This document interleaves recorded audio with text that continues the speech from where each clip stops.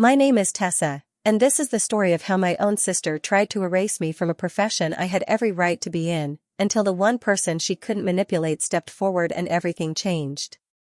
Have you ever been so professionally undermined that even strangers began averting their eyes in secondhand embarrassment? Now imagine the person doing it is someone who used to teach you constellations on family camping trips. We weren't raised in dysfunction. Weekend picnics, coordinated Halloween costumes, shared birthday celebrations. All the hallmarks of normalcy. But not every injury announces itself. Some whisper. Some take the shape of constantly being the supporting character in someone else's success story. Jade was the golden child, the family pride. Medical school at 23. International conference keynote before 29. By 33, she was leading research at a prestigious $2 billion pharmaceutical company, Vitalix. And she looked effortlessly polished doing it. I wasn't envious. I was simply conditioned to diminish myself beside her radiance. When we were 11 and 14, I returned home with a regional science award. Dad smiled and said, "You're making progress." Jade laughed and said, she identified local plant species. I developed a prototype water filtration system last month. That dismissal cut deeper than anything. 16 years later, I was 31 and anxious. Standing in the elevator of Meridian Biosciences, a cutting-edge research facility nestled within a renovated Seattle industrial complex. I'd practiced my presentation, checked my notes 3 times, and carried my research portfolio. I'd meticulously reviewed every reference citation.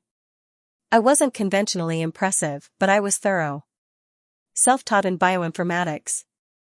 8 research projects from conception to publication. A treatment protocol for a rural health clinic that garnered international attention. I had substance. In the reception area, everyone projected authority, tailored lab coats, confident postures, leather portfolios. I perched on the edge of a minimalist bench, neither belonging nor completely out of place. Then the door swung open and my blood froze. There she was, exactly as expected. Effortless authority. Her slate gray blazer caught the overhead lights, making her appear to glow. Her auburn hair was styled in a precision bob that framed her face perfectly. Her heels clicked against the polished concrete like deliberate punctuation marks. Period. She didn't even glance in my direction. Not a flicker of recognition. Jade walked directly to the front of the room, gave the selection committee a brilliant smile, and took her seat with a personalized research tablet that practically announced scientific elite. It took several moments to comprehend she wasn't there to interview. She was on the committee. No acknowledgement. No gesture. Just coldness. An assistant circulated with water for the candidates. 1 bottle each. A respectful, careful distribution until he reached me. There was a hesitation, a glance toward Jade, barely perceptible, a slight shake of her head.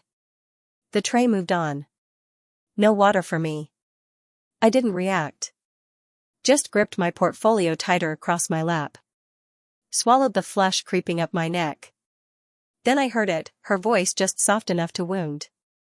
She still dresses like she's presenting at a community college. The researcher beside her smiled politely. I examined my blazer. 1 button was slightly loose that I'd meant to secure.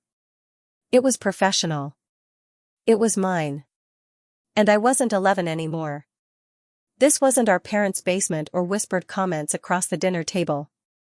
This was a position I'd earned consideration for. Then the moderator called for introductions. Each candidate stood for credentials, accomplishments, and polished narratives.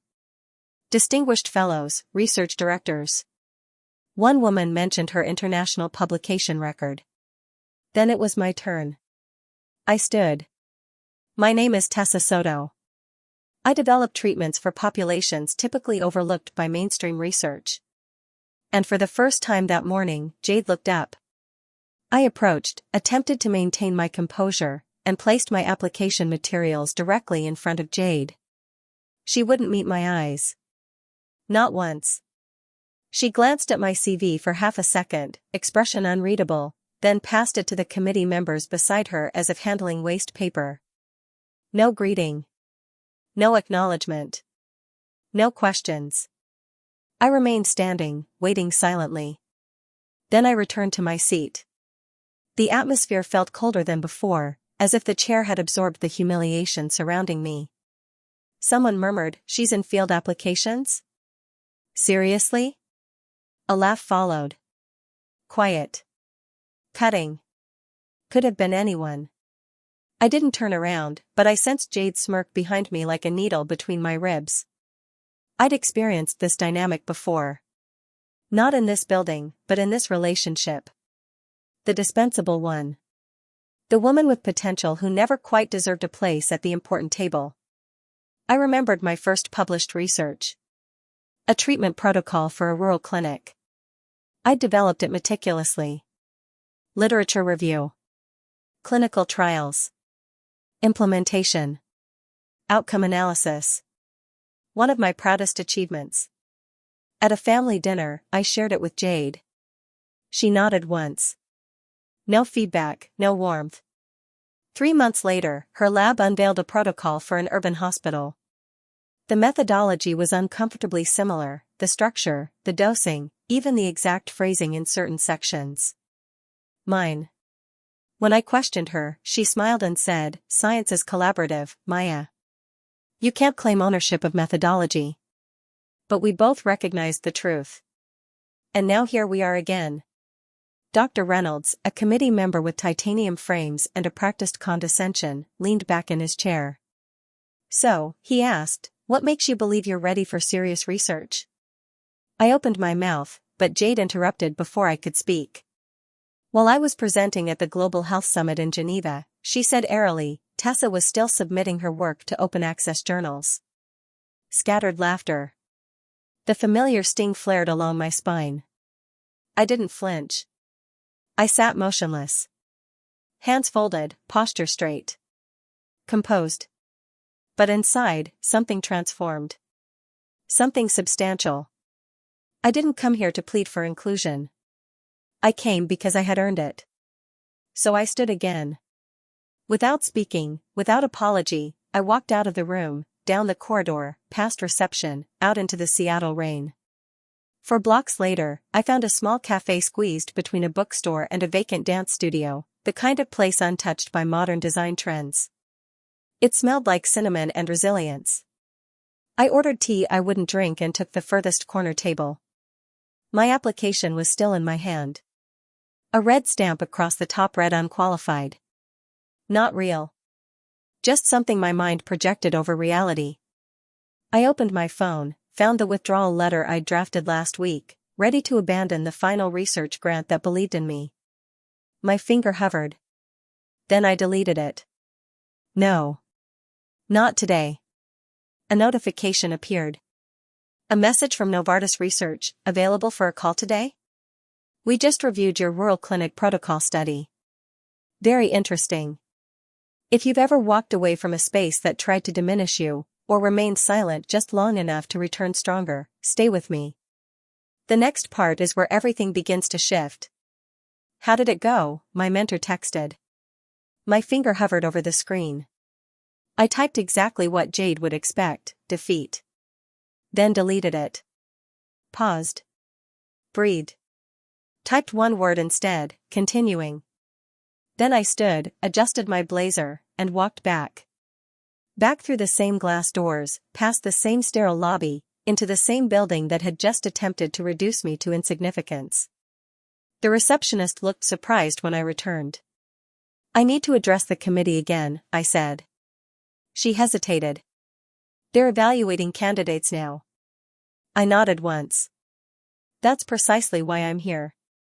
She studied me momentarily. I don't know what she perceived in my expression. Determination. Perhaps something more fundamental, but she picked up the phone without resistance. 15 minutes later, I re-entered the conference room. Chairs shifted as heads turned. No one smiled. Dr. Reynolds leaned back, eyebrow raised. Forget something on the way out? Jade exhaled softly. That was nearly a laugh. You really never know when to withdraw. I'm not here to beg, I said, stepping forward and placing a thin folder on the table. You overlooked something significant. Dr. Garcia, one of the quieter committee members, frowned. What is this? My actual contributions, I said.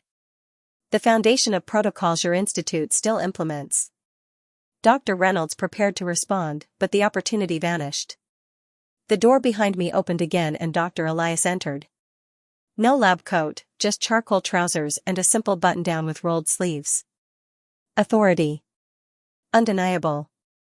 Every face in the room turned toward him as if suddenly remembering gravity existed. He walked past the committee. Past Jade. He came to me. Placed a steady, reassuring hand on my shoulder. Are you all right? He asked. Only me. Jade's expression froze. Dr. Elias didn't acknowledge her. Didn't even glance in her direction. Instead, he addressed the room. Fascinating, he said. Some of you seem familiar enough with me to copy me on research proposals, but not familiar enough to recognize the person whose protocols you've been repackaging. Dr. Reynolds partially stood. Sir, if we had known. Know what? Dr. Elias said, voice measured, that Tessa is the architect behind the treatment algorithm that secured your last 3 grants. That her name appears on every document you just disregarded? He opened the folder. My name was there. Upper right corner of every page. Data. Analysis. Signed verification forms. A research collaboration agreement bearing their institute's seal. He turned to Dr. Reynolds. Tell me, when did humiliating qualified researchers become scientific methodology here? Silence. Dr. Garcia examined the documents carefully. Her face paled. This isn't in our research database. No, I said, because someone ensured it wasn't. Dr. Elias nodded. Let's discuss that. He placed one final document on the table. An internal review log. The heading read Archived Application Feedback 2020. Below that was my name. Next to it, a series of flagged comments from a previous application. Candidate displays resistance to established methods. Would not integrate with research culture. History of questioning methodological assumptions. Each note had a timestamp and an evaluator ID. J237. Jade, Dr. Garcia asked, you vetoed her? Her face was drained of color. I was protecting research integrity, she said tersely. We can't simply award positions based on family connections. I regarded her. Calm, resolute. The only nepotism here, I said quietly, was you protecting your position from someone you didn't expect to match. Dr. Reynolds shifted uncomfortably, but Dr. Elias gestured for him to remain silent. Let me ask again, he said to the room. Who actually evaluated her research? Who examined her methodology, her trial outcomes, her implementation success? No one raised a hand. The silence conveyed more than any response could. Then Dr. Garcia spoke, soft but certain. I believe we owe Tessa a formal apology and a position appropriate to her contributions. Dr. Elias turned to me. Your decision, he said.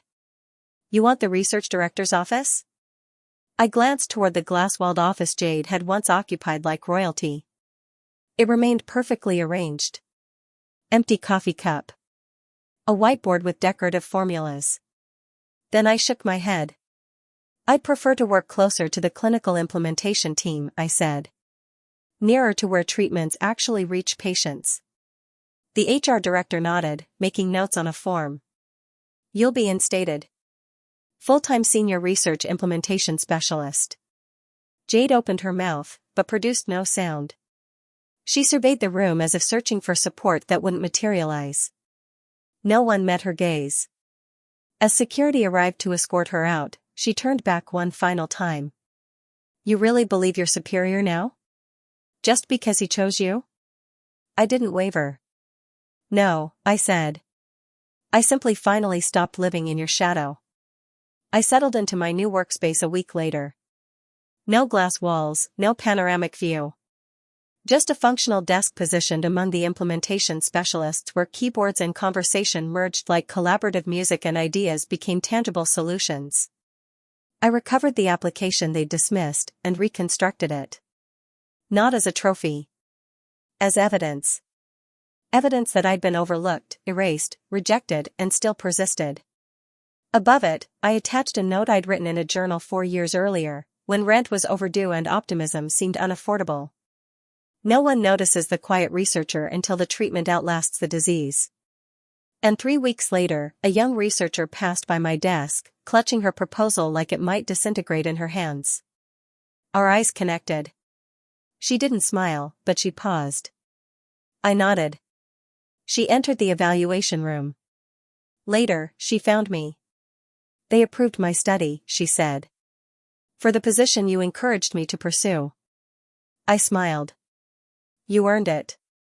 Her grip on the proposal shifted subtly, but her posture transformed, shoulders squared, chin elevated.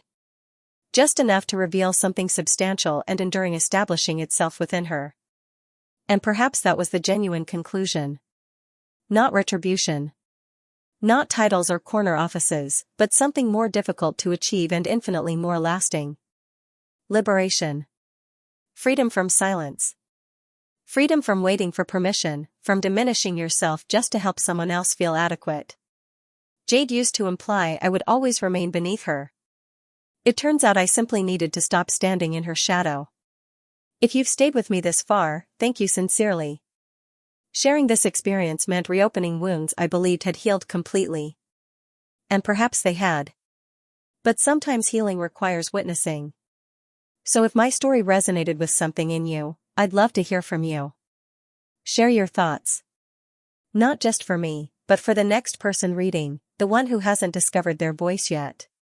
What would you tell someone who's been dismissed, overshadowed, or undervalued? What would you say to me, Tessa, the woman who finally returned to the room that tried to erase her? I'm not seeking sympathy.